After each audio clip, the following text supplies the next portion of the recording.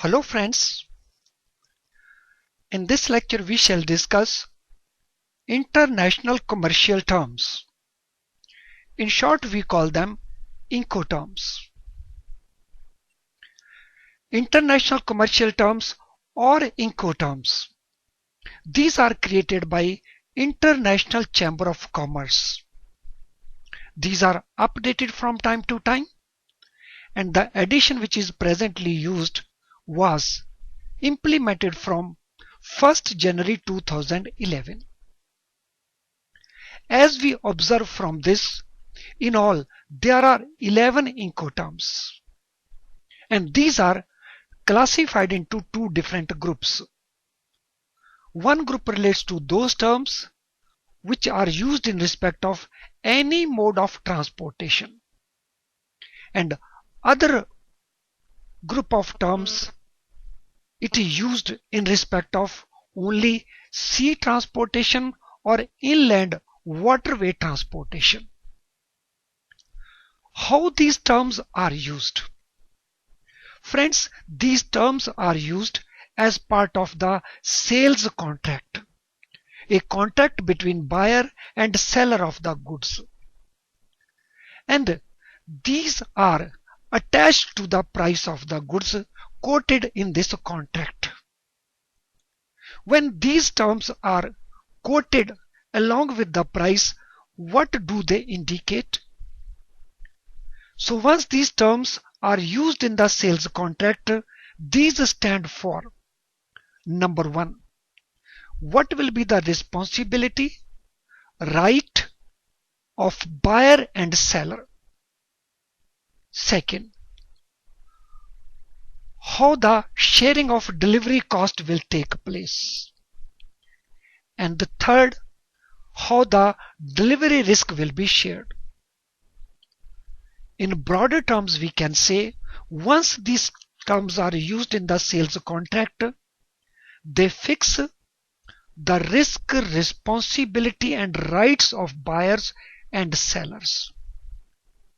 Friends, in international trade, a number of services are rendered. An indicative list of these services is provided here. This is not an exhaustive list. In most of the contexts, many of these terms are used, many of these services are provided. But it is not necessary that all these services are provided in all the contracts. So the type of services which are provided may differ from contract to contract.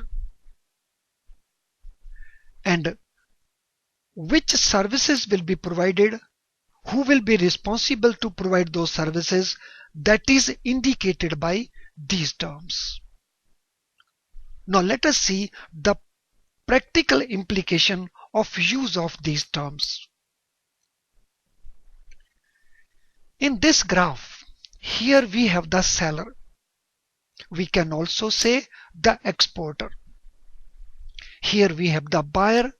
We can also say the importer. The first term is Ex Works. When term Ex Works is used, what does it imply? Ex Works imply that the seller's responsibility is to the extent of manufacture of goods and placing the goods outside his factory premises, so that the buyer can carry those goods to his premises. In Ex Works, the responsibility or cost or risk of seller is minimum. Responsibility, risk and cost to the buyer is maximum. If Ex Works is not used and we have to carry the goods through sea or inland waterway, then this route will be followed. And these terms will be used normally in case of surface transportation. So let us first cover the sea route. So the first term was Ex Works, then FAS, free alongside the ship. What does it mean? FAS implies that the seller will bear the cost and risk to bring the goods near the ship. So till the point of unloading, the cost will be incurred by the seller. The risk will be of the seller. Buyer's risk will start from this place. As against FAS, if this term is FOB, free on board, what does it imply? It implies that the responsibility of the seller is to put the goods on the ship. So all expenses, all costs relating to manufacture of the goods, bringing the goods near the ship and putting the goods on ship, so all that is responsibility of the seller. Buyer's responsibility starts thereafter.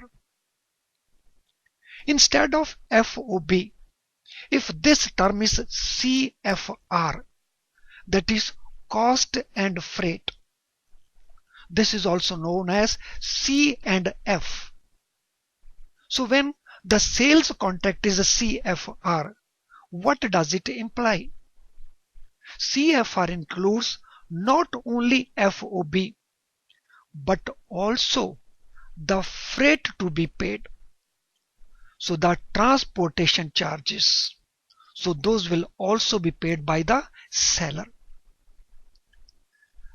Going a little further, if this term is CIF, in this case the seller will bear not only the FOB, not only the transportation charges, that is freight, but also the insurance charges. So as we see, we start moving from here. Once we start moving this side, the cost to the seller increases, the risk to the seller increases, and risk to the buyer decreases. After CIF, the next could be DAP or DAT, delivered at terminal. Delivered at terminal means it is responsibility of the seller to unload the goods at port of the buyer. And the next one is DAP. DAP means the seller is to deliver those goods not at the terminal, not at the port, but at a place mentioned in the contract. And this place can be the buyer's premises also. If this term is DDP, then it is responsibility of the seller to deliver the goods in buyer's premises, the place mentioned by the buyer, and also make payment of custom duty. So when goods are to delivered at the terminal, then custom duty is to be paid by the buyer. But if goods are to be delivered DDP, then the seller also has to pay the custom duty.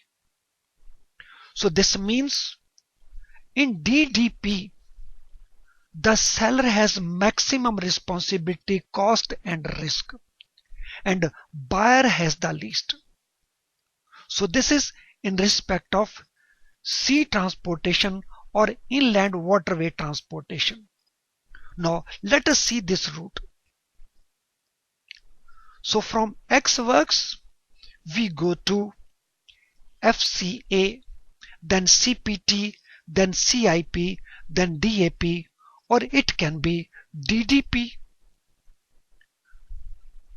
FCA, it indicates free carrier, means the seller would make available the free carrier up to some point. And in case of CPT, the seller would pay the transportation cost also from some point to the place where these are to be delivered. In CIP, the seller will bear not only the transportation charges, but he will also bear the insurance charges. In case of DAP, the seller will deliver the goods at a destination, at a place indicated by the buyer. But if the term uses DDP, that is delivered duty paid, then seller will deliver these goods at a place mentioned by the buyer and also pay the custom duty. So in this way, the Incoterms are used in the sales contract and they fix the risk, responsibility, the cost and rights of buyers and sellers.